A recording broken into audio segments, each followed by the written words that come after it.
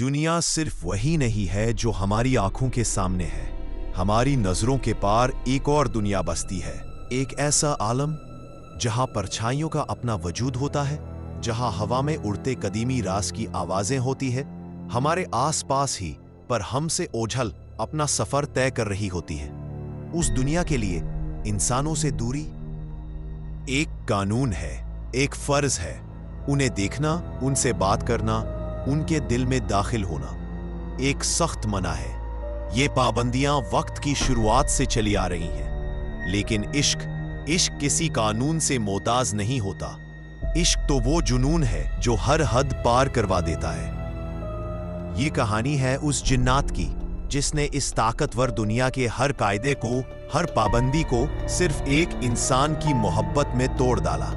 ये वो इश्क है जिसने दो दुनियाओं के बीच की दीवारें हिलाकर रख दी। ये वो बेकरारी है जिसने एक रूह को एक जिंदा दिल की तलाश में हजारों साल के सब्र का दामन छोड़ना पड़ा।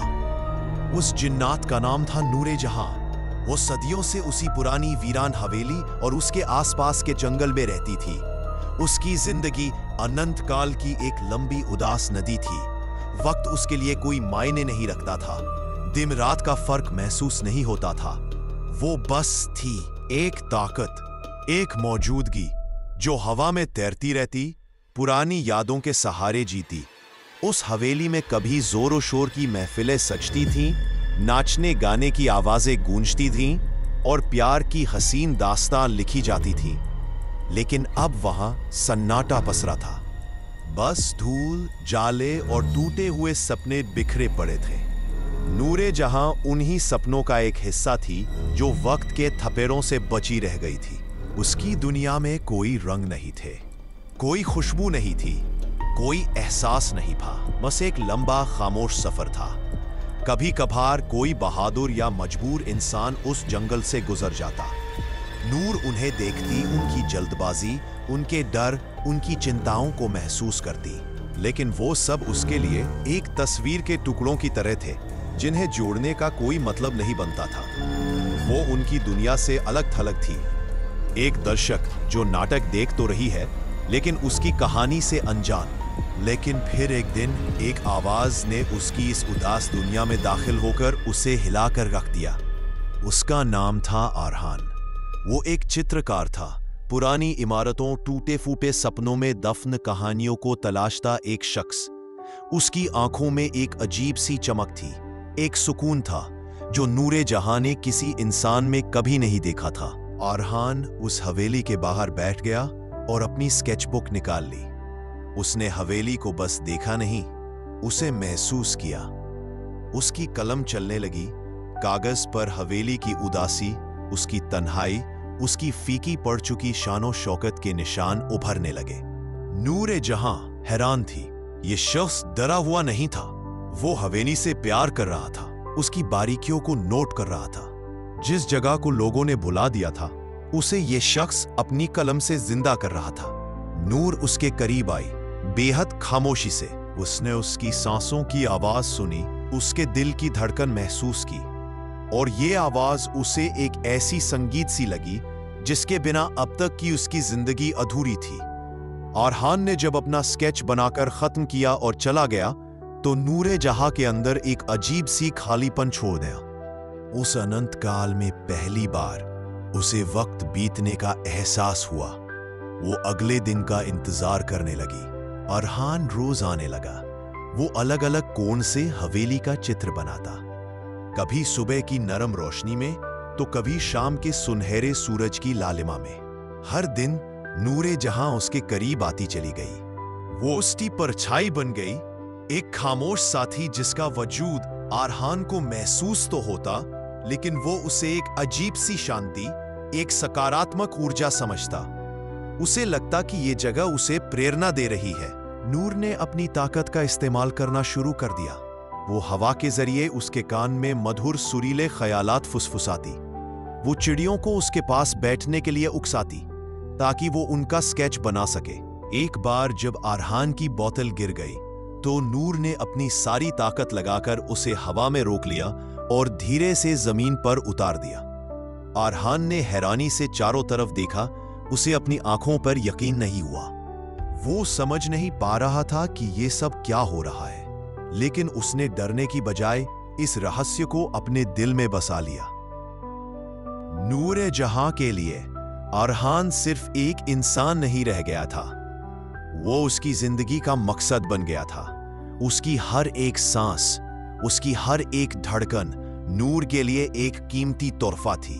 वो उसके स्केचबुक में छिपे उदास चेहरे को देखकर परेशान होती और उसके चेहरे पर एक मासूम सी मुस्कान देखकर खुशी से झूम उठती।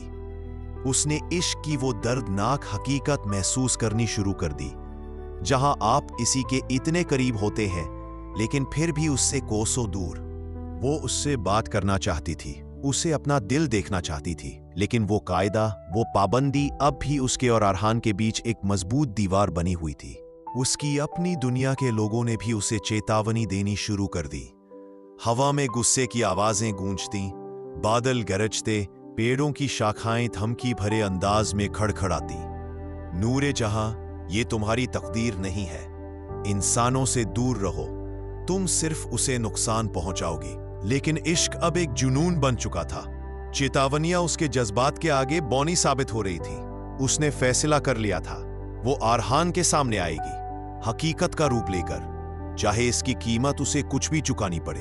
एक तूफान वाली रात थी, बादल गरज रहे थे, बिजली चमक रही थी और मानो सारी ताकतें नूरे जहां को रोकने के लिए एक हो गई थीं। अरहान उस रात हवेली में ही था। अचानक भयंकर बारिश शुरू हो गई थी और वो एक छत के नीचे शरण लेने को मजबूर हो गया था।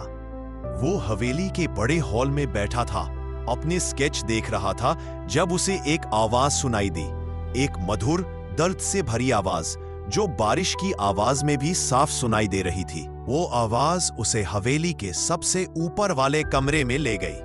दरवाजा खुला था, अंदर अंधेरा था, सिर्फ बिजली की चमक से कभी कभार रोशनी हो जाती थी।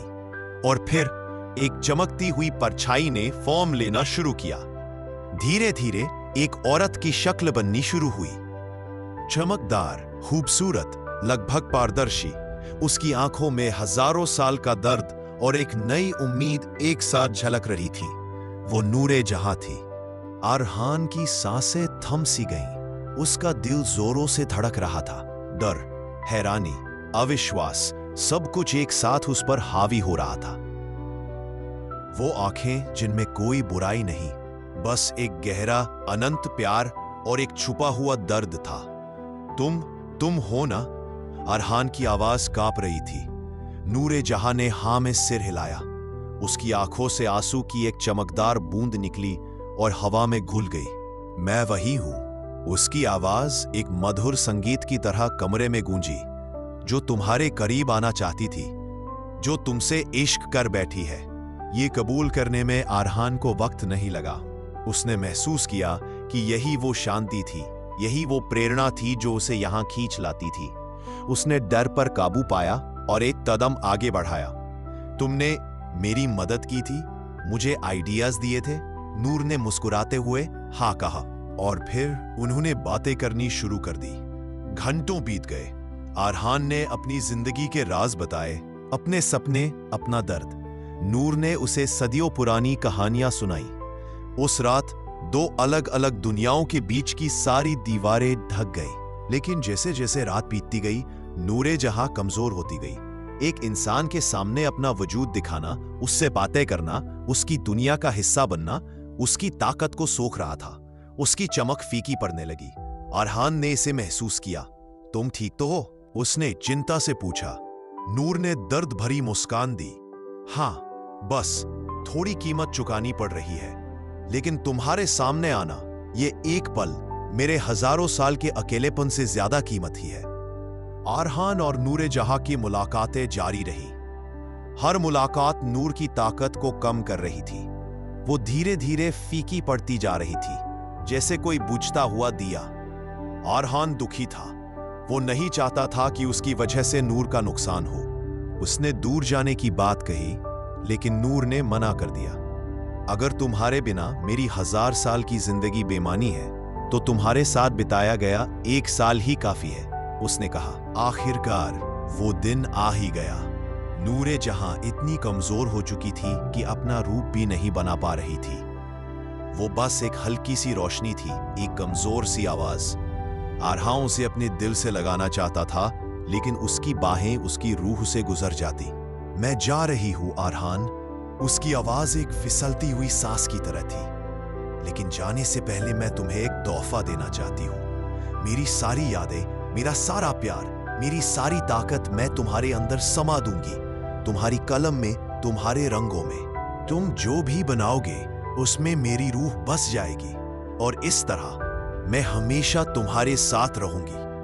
और फिर वो रोशनी आरहान के सीने में समा गई। एक तेज रोशनी की लहर ने पूरे कमरे को भर दिया, और फिर सब शांत हो गया। नूरे जहां गई थी, उसने अपना वजूद, अपनी सारी नेमत आरहान को दे दी थी।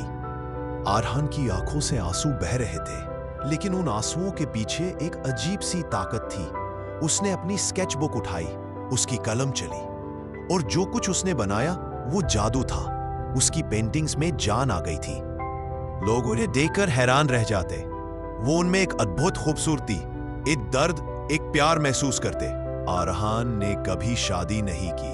वो हमेशा उसी हवेली के पास रहा, अपनी कला में अपने इश्क को जिंदा रखता रहा। लोग कहते हैं कि आज भी उस हवेली में एक खूबसूरत सी रोशनी तैरती है, और कभी कभार जब कोई सच्चा दिल वहां जाता है तो उसे एक मधुर सी आवाज में गूंजती हुई एक पुरानी गजल सुनाई देती है, जो दो दुनियाओं के टकराने से पैदा हुए एक अमर इश्क की दास्तां सुनाती है। क्योंकि इश्क सिर्फ एक जज्बा नहीं है, ये वो ताकत है जो मौत को भी मात दे देती है, वक्त को पार कर जाती है, और दो अलग अलग दुनियाओं को एक कर देती है। ये सच्चा इश्क ही तो है जो हमेशा के लिए अमर हो जाता है। प्यार की कोई सीमा नहीं होती। कहानी पसंद आई हो? अगर वीडियो अच्छी लगी हो तो लाइक, शेयर और सब्सक्राइब जरूर करें।